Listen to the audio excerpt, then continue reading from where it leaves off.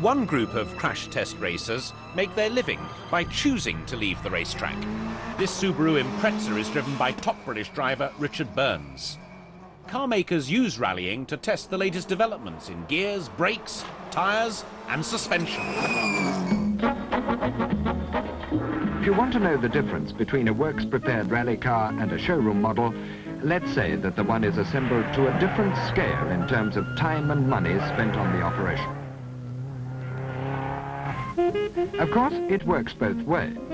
The technical experience gained from rally operations is fed back to the drawing board and the production line. It makes for better cars for the man in the street.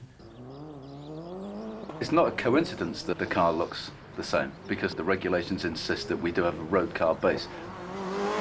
We take that basic road car, and instead of being constrained by the compromises of designing a road car, which has to be not just reasonably fast but very comfortable and has to cope with motorways and town driving and all the rest of it, we take all the details that are important to the performance and we stretch them right to the limit.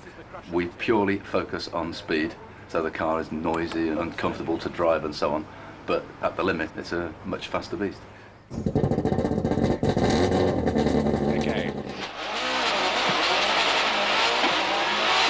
Wow!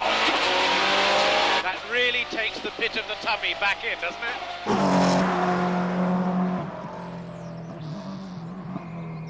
The rally car is a lot easier to drive. Once you're going with the semi-automatic gearbox, all I have to do is pull a small lever, which is actually just a switch, and that changes gear for me. I don't have to operate the clutch or anything, and obviously in the road car then it's a normal manual gearbox. Straight away, fourth gear, fifth gear, sixth gear. We've been doing about 100 miles an hour now, about 110. It's quite a bit faster. Even on gravel, does 0 to 60 in about 4 seconds. And the biggest thing you'll notice if you're riding in the rally car is how quickly it stops, because the brakes are massive. A manufacturer like Subaru can benefit in many ways from success in rallying. To be seen competing with other brands and winning is one of the best forms of advertising there is. And the spin-offs of engineering know-how and technology transfer are beneficial too. Nice wide road for us to play on as well. Road car innovations tested under race conditions. Back up to about 125 here. Little corner. For tyre companies, rallying is one of the greatest challenges of all, and any driver would be pleased to borrow Richard's tyres. The biggest transfer across to the road market is the tyre technology. You need maximum grip, maximum endurance, the ultimate performance. Pirelli have a system that stops us getting a puncture. If we hit a stone, then we can carry on driving at full speed. A mousse system inside the tyre inflates and we don't even feel it. We can still go flat out and it doesn't really make any difference to the stage time. There's also some suspension technology going on. We don't have it in the rally car yet. It was a system banned from Formula One a few years ago because it made the cars just too quick. But I think that's something that will be transferred across fairly quickly. And that rate of change has accelerated in recent years. These works escorts dominated rallying in the 70s and early 80s, sweeping all before them. But nowadays they'd be brushed aside by the ordinary family saloon, fitted with the latest electronic driving aids. This escort won the World Championship in 1981. It may still be blessed with a fine engine, but compared to the modern rally car, it's a dinosaur.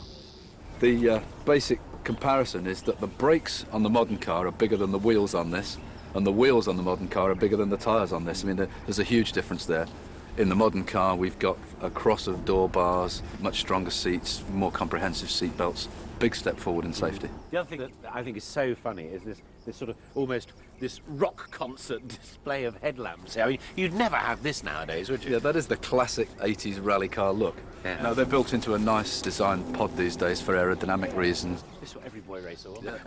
There's a clear difference in philosophy between rallying as a sport and Formula One. Formula One, nobody makes a direct connection between what you see on the track and what you see on the road. With rallying, there is that direct connection. If Richard Burns can benefit from the state-of-the-art tyres or ABS, then surely I can.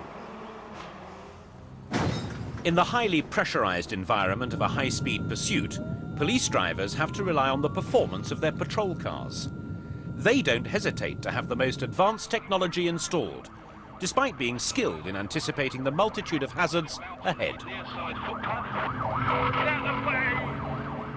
And they recognise that however accomplished their driving, a vehicle which helps them perform high-speed manoeuvres while keeping them safe is vital, and gives them a crucial edge over the criminals they're trying to capture, because they too live on the edge, and like us, the ordinary motorist, owe a huge debt of gratitude to the bravery of the crash test racers. Out of the last corner, it's the only way he can do it. He's on the power, on the traction as he uses the slick tyres out towards the checkered flag. Gilles de Ferran leads. Marc Blundell is coming up on him.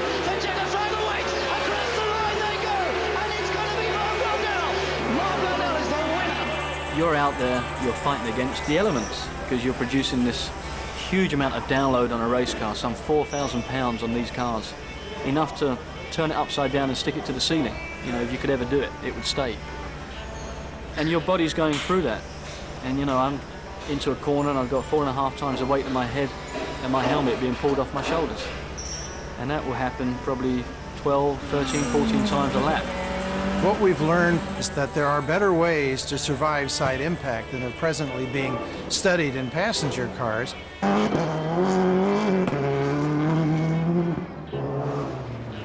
Although a lot of people think, okay, you're a rally driver, then you're going to be a bit daft, I'm actually one of the safest because we know what to do when it all goes wrong.